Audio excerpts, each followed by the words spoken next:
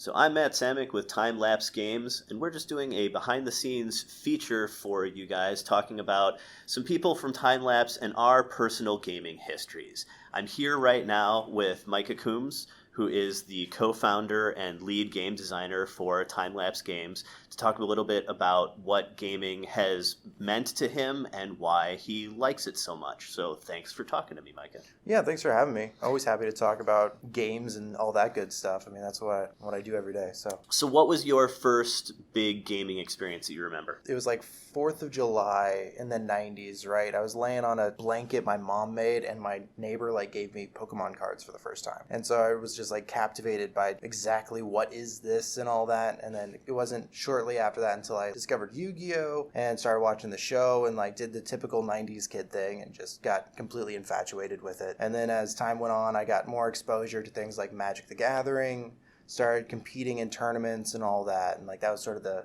whole scope of it. But it all started on 4th of July, which is very American, right? So what exactly did he give you? So he gave me, I think it was just a booster pack, honestly. It was just a Magnemite, if I remember right. And it was just a weird shape and had these cool symbols of lightning bolts and stuff. And I was just completely interested in what is this? How do I get more of it? What do people do with this? And then I discovered the show, discovered the Game Boy games, and just sort of dove right in. So what was the first big gaming event that you went to? So I went to just a local, they call them Friday Night Magic, for Magic tournaments. It was at a local store for me. It was pretty cool just seeing 30 people show up to play this game, because I expected there to be just a ton of kids, but it's all people my age. I was 19 at the time, pretty sure. It was when I first showed up to my first actual tournament, because I played kitchen table Magic for years. It was just this electric atmosphere of people hey, who has this card for trade? And hey, everyone just wanted everyone else to have the best deck they could in order to compete. And I was just borrowing my cousin's deck at the time, and I actually took first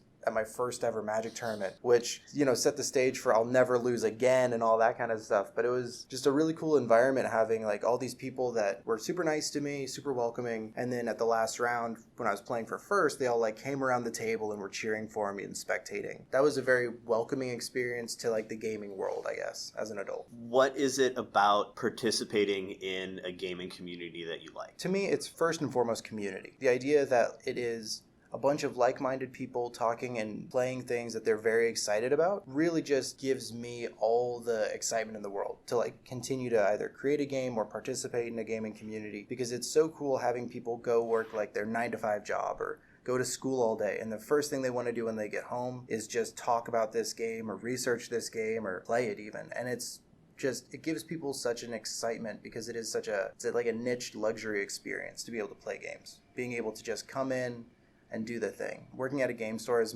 long as I have has really given me a lot of appreciation for people coming out and just giving them a home for their favorite hobbies. You mentioned at the tournament that part of the environment was people actually wanting to help other people to be more competitive, which I find interesting, because it's a competitive environment, but at the same time it's not, because they're helping who they're going to play against in doing that. Have you found that being a consistent thing in the various gaming communities that you've participated in or seen? Yeah, so I just played in a miniature tournament for War Machine and Hordes, I believe it was last month, and I was missing a couple models that I really wanted, and I didn't have time to go buy them and put them together. And I mentioned that to a couple of people, and they're hey, no, I'll bring some for you tomorrow. I want you to be able to use the list that you're wanting to use. They were wanting me to be at my best, so that way when they face me, or if they're just cheering for me, they see me not being held back by any monetary or any sort of personal restriction. It's the same way with TCGs. People are very willing to just give you cards for a night if it means that you'll be able to play the best deck that you can, because they want you to both have fun and be a good competitor. They want you to be able to have that opportunity to be whoa, that was a really good game. Even if I lost, amazing. And so that's a really fun experience. That's an important thing for people to know if they're not a member of any of these communities as it is, because it can seem really daunting to be on the outside of what seems to be a very competitive community for any TCG, be it Pokemon or MTG or Manacrest, to be on the outside looking in and actually know that, no, that's a welcoming group of people that wants you to have fun. They're not there just to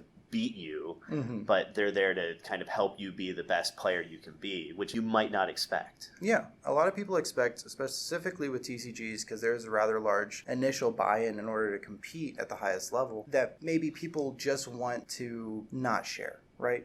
But what people want to do in these communities is really play the game. So if they can give you 2 or 3 cards in order to play, of course they want to, because they want more people to play against. They want more people to talk to. They want more people to trade with. They want the whole experience on a larger scale. So the opportunity for people to really sink their teeth into the game or need to borrow things just to get a better experience, that way they can invest more at their pace, is something that I find really enjoyable about the tabletop gaming community, because it really does transcend card games or miniature games. I know people that let others borrow board games. Hey, you can take this for a weekend, let me know what you think, just because people really want to share those experiences. There's a lot less closed-mindedness in gaming than there used to. Like the old images of like the Simpsons comic book guy is not really true anymore. Right. It's people really just being inviting, which is a good feeling. What's your favorite game, or a couple of your favorite games? I know that's like picking children. Yeah, for sure. Let me see. Specifically tabletop games, I'm just now getting back into Warhammer 40K, and that's been really exciting. I'm a lifelong Magic player at this point. Looking back at Pokemon, I mean, I love them all for so many different reasons. Miniature games to me give you a better feel for individuality because there's so much more customization. So I can tell you, hey, no, I play like Retribution of Syra, and then you'll go, oh, that's cool. And the image of what like a typical list looks like to you versus me can be completely different. And that's what I really like about miniatures, whereas TCGs, Magic, I always like just looking up like the best decks and figure out how to beat those and treat it like a puzzle. And those are always really positive experiences. Based on the answer you just gave me, I think there might be a couple different answers to this question. What are the things that you like most about gaming? There's just something for everybody. Gaming is great because it allows you to, if you just want to have fun and just goof around with your friends, yeah, you can play a super casual environment for any game that you want to play. Board game, card game, doesn't matter. Play it casually, have fun. If you want to be a super competitive player and just play at the highest level with the highest level of rules enforcement with the most expensive whatever, you can do that. And there's going to be people that are there for you.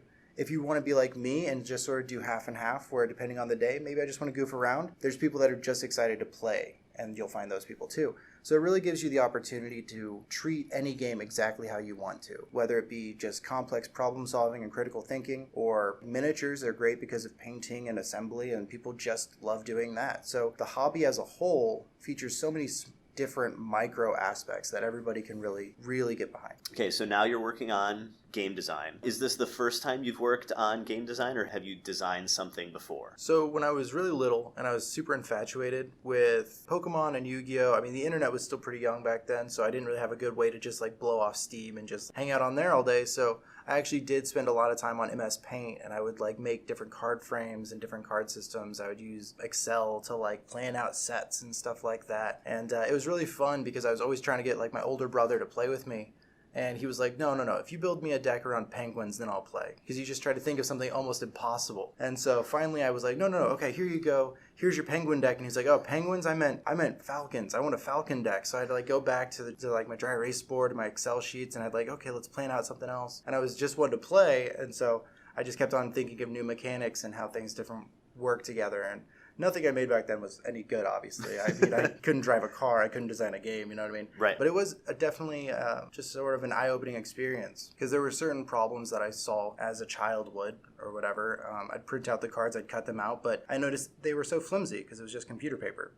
So I took contact paper that my mom had left over from working on the cabinets, and I cut those out and attached it to the back of the cards, so that way they had some rigidity and looked like it had a cool card back or whatever. Even then, it was really cool looking at the problems and like how to solve them, instead of just trying to make, oh, well, I'm Micah and I'm going to put my name on the card and I'm going to have these cool abilities. It was about creating a setting, creating an environment, and then creating the solutions to the problems that I was also running into as a child. It was a pretty eye-opening experience, and it's something that I'm really happy about, especially looking back nowadays when I'm like working on this project and whatnot.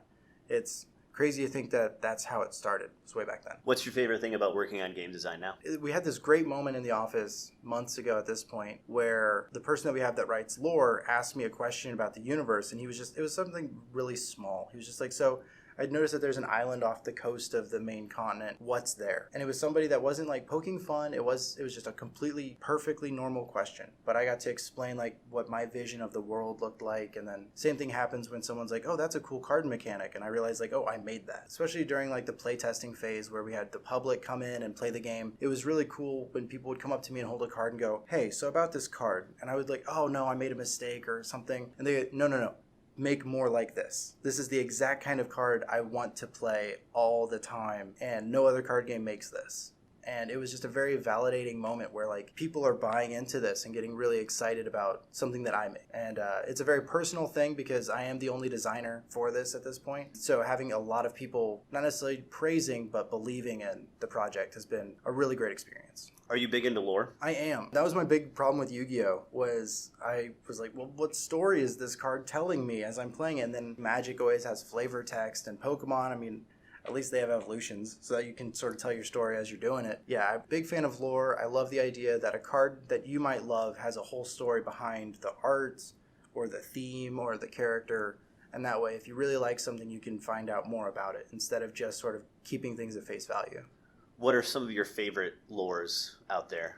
I mean, so I grew up on Tolkien, like, once again, most people did. I spent so much time watching the behind-the-scenes stuff to the making of the Lord of the Rings, and then I'd read the books once a year. I don't know, I'm a big fan of, like, the 40K lore the more I'm reading about it. I really loved the Star Wars Expanded Universe stuff before they got rid of it. It was just really cool that there's so many cool stories within Star Wars, for instance, that don't involve lightsabers, that don't involve stormtroopers. It's just this beautiful, wide open area for people to be creative. And that was really fun to watch and read when I was little. Well, that's Micah's gaming history. Micah is the co-founder of Time Lapse Games and is the lead game designer on Manacrest, which will be releasing in physical and digital version at the end of March in 2020. You can check it out at manacrest.com. See you later. Thank you.